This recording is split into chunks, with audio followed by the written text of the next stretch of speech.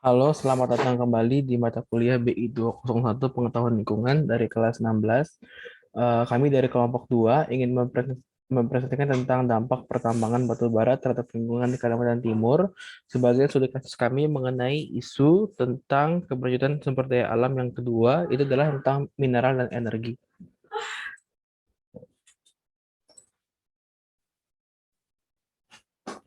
Kami anggota kelompok 2 ada Kahvi, lalu ada saya sendiri Yovan, Kalista, Della, Syarita, dan Nadia.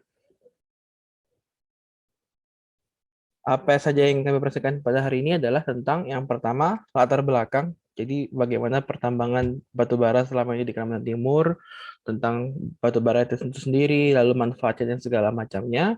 Lalu yang kedua, apa yang muncul? Masalah lingkungan apa yang muncul akibat pertambangan batu bara tersebut? Pasti ada masalah yang muncul, makanya kenapa kami mengangkat tentang topik ini. Lalu yang ketiga adalah tentang solusi. Bagaimana solusi berkelanjutan dari masalah-masalah yang tadi ditimbulkan akibat adanya pertambangan batu bara di lingkungan di Kalimantan Timur tadi. Kita langsung saja masuk ke bagian yang pertama, itu adalah latar belakang. Bagaimana pertambangan batu bara di Kalimantan Timur itu bisa terjadi dan segala macam halnya. Sebelumnya yang perlu kita ketahui adalah Indonesia menurut BP itu semacam organisasi untuk yang mengurusi masalah sumber daya alam, mineral dan energi khususnya. Menurut BP tahun 2021 di dalam BP Statistical Review itu mengatakan bahwa Indonesia itu masuk ke dalam 6 negara perusahaan batubara terbesar di dunia. Jadi Indonesia itu ada di nomor 3, di mana Indonesia sendiri itu menghasilkan 562,5 juta ton batubara per tahunnya. Angka ini masih ada di bawah India dan Cina, yaitu adalah Cina yang pertama sekitar 3,9 miliar ton. Lalu ditunjukkan dengan India 756,5 juta ton, lalu Indonesia dengan 562,5 juta ton, lalu Amerika Serikat dengan 484,7 juta ton, Australia 476,7 juta ton, dan terakhir Rusia di angka 399,8 juta ton. Jadi inilah 6 negara yang memproduksi batu bara terbesar. Ini mungkin yang memproduksi. Sedikit info saja bahwa untuk cadangannya sendiri, dalam arti yang menyimpan cadangan itu, Indonesia ada di nomor 7, di angka 37,8 juta ton. Jadi kalau untuk kita memproduksinya sekitar ketiga terbesar di dunia, tapi kalau untuk cadangannya kita berada di nomor 7 di dunia. Nah, bagaimana dengan di Indonesia sendiri?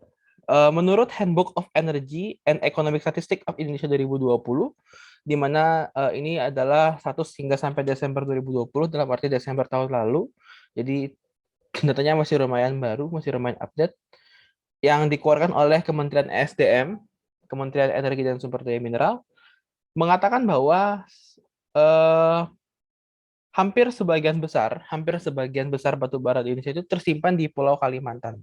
Jadi Pulau Kalimantan itu memang menyimpan batu bara yang sangat sangat besar gitu ya, sangat besar, di mana hampir 50% bahkan lebih itu berada di Kalimantan, di Pulau Kalimantan. Nah, di Kalimantan itu sendiri itu banyaknya ada di Kalimantan Timur, di Kalimantan Timur. Sekitar 41,5% dari seluruh stok atau seluruh batu bara di Indonesia itu adanya di Kalimantan Timur. Sedangkan untuk yang lain-lain itu ada 5 yang terbesar, itu adalah di Sumatera Selatan ada 30,5%, lalu di Kalimantan Selatan ada 9,19%, lalu di Kalimantan Tengah ada 7,8%, dan terakhir di Jambi itu ada 4,7%. Jadi karena alasan inilah kenapa kami mengambil topik itu.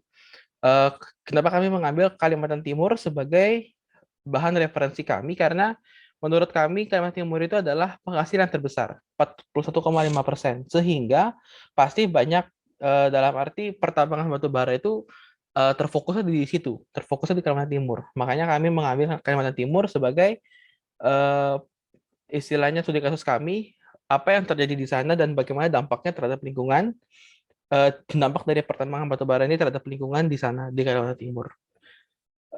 Sekian dari saya, mungkin bisa dilanjutkan oleh teman saya. Baik, perkenalkan saya Nadia Wineke dengan NIM 101200092 akan menjelaskan mengenai potensi batubara. Nah, kelompok kami sendiri membagi potensi batubara tersebut ke dalam 3 bagian besar, yaitu industri, ekonomi, dan juga listrik. Oke, langsung aja kita masuk ke pembahasan yang pertama, yaitu di bidang industri. Peranan batubara di bidang industri yang pertama adalah untuk menghasilkan produk gas. Yang kedua adalah untuk mendukung produk industri aluminium. Seperti yang kita ketahui, batubara adalah salah satu bahan bakar yang mendukung industri aluminium. Bahan ini dapat kita peroleh sebagai hasil sampingan dari proses oksidasi besi pada aktivitas industri baja. Manfaat batubara ini akan mendukung proses pengolahan oksidasi besi yang akan menghasilkan panas yang tinggi. Baja yang dihasilkan akan dipisahkan berdasarkan kualitas yang dimilikinya. Kemudian, produk yang tidak memiliki syarat baja tertentu akan diolah kembali menjadi aluminium. Gas dan juga panas kokas dari batu bara ini dapat memisahkan beberapa produk baja sehingga dapat menghasilkan produk aluminium yang dipakai untuk berbagai jenis industri seperti industri pertanian, peralatan dapur, konstruksi, dan juga industri lainnya. Manfaat batu bara yang ketiga adalah untuk membantu industri produk baja.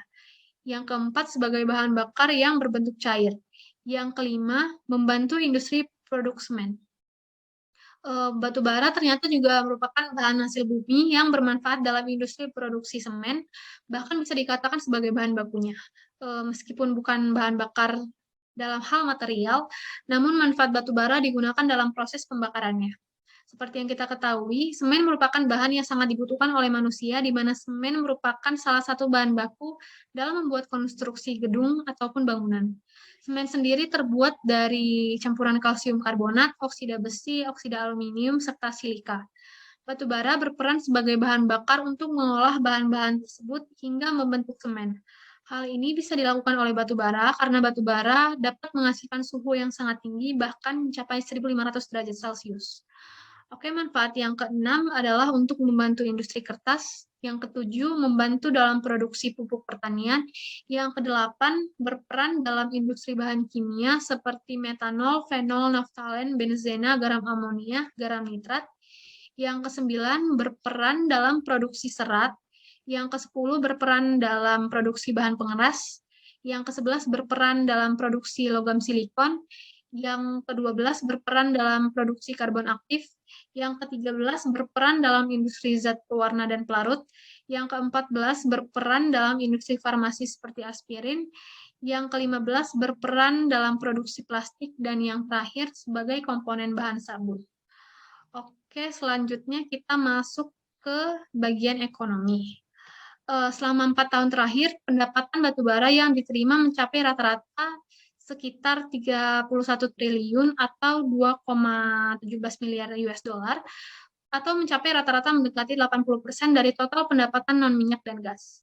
Selain itu, industri pertambangan menyumbang 5-8% dari produk domestik bruto atau PDB Indonesia dalam 10 tahun terakhir, yang sekitar 80%-nya berasal dari industri batubara. Di Kalimantan Timur, sektor batubara menyumbang sekitar 35% dari PDB provinsi pada tahun 2017. Dengan menambah minyak dan gas pada jumlah tersebut, jumlahnya hampir mencapai setengah dari PDB provinsi.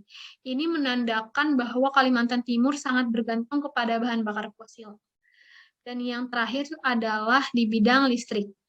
Batu bara adalah kekuatan dominan di dalam pembangkitan listrik. Paling sedikit 27% dari total output energi dunia dan lebih dari 39% dari seluruh listrik dihasilkan oleh pembangkit listrik bertenaga batu bara.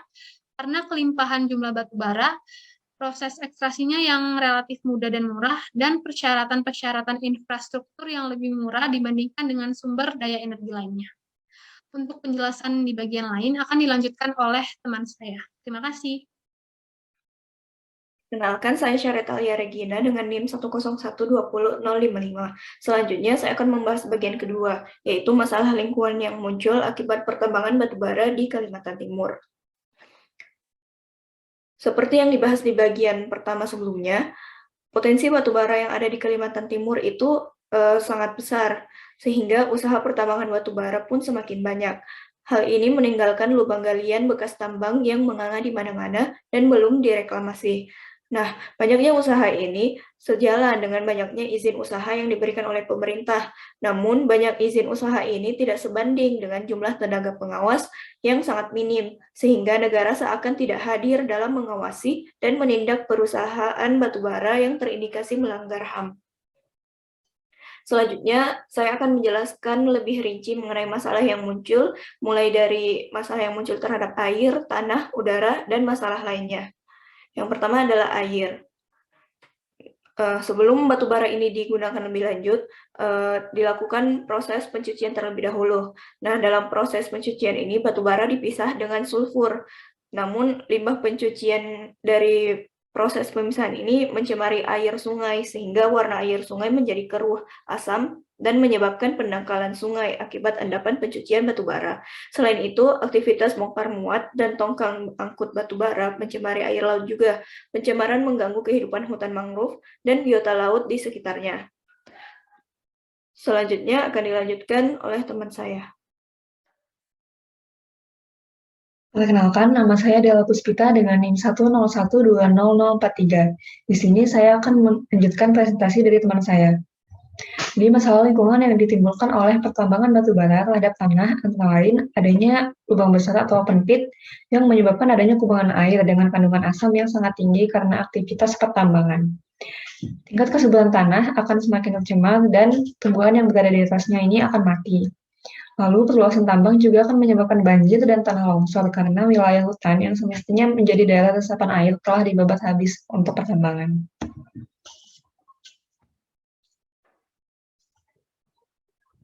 Lalu dampaknya terhadap udara adalah saat proses pembakaran. Proses pembakaran batu bara ini akan menyebabkan polusi udara yang menghasilkan gas nitrogen oksida yang terlihat coklat.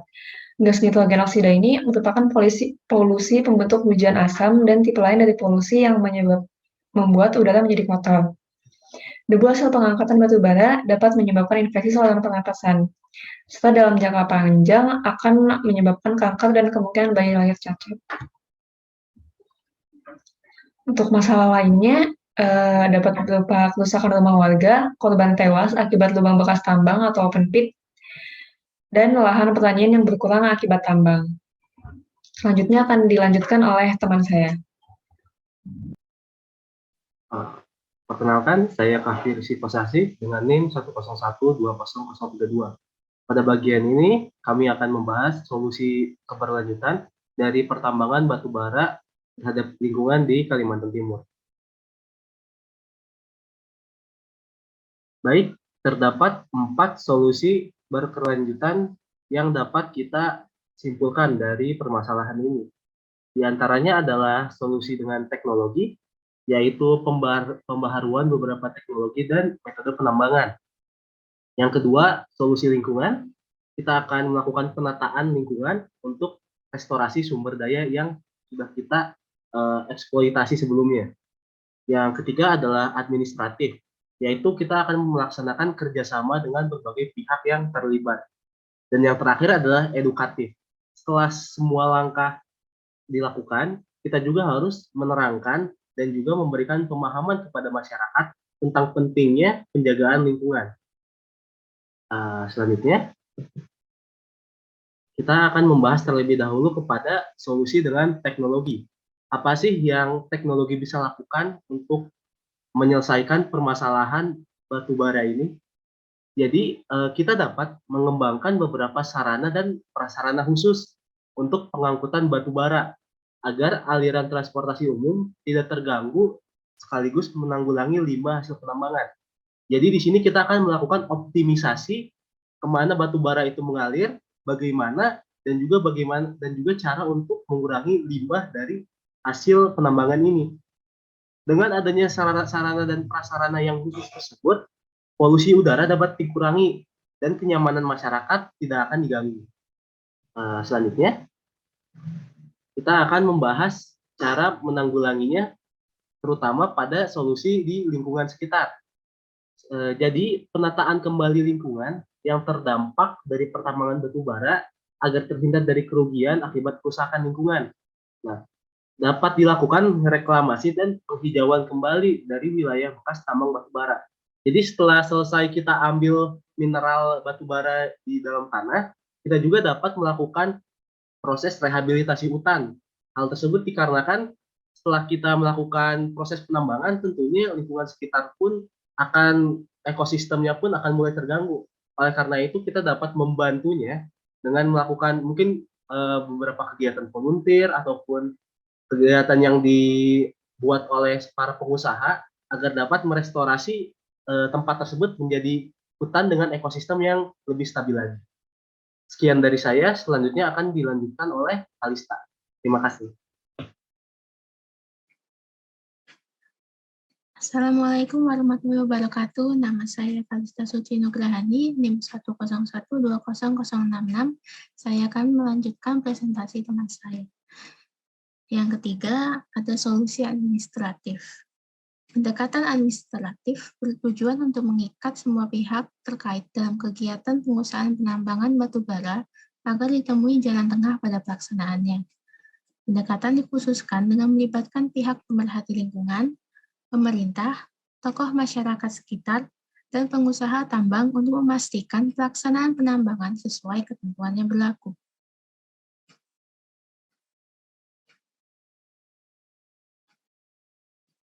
Yang keempat, ada edukatif.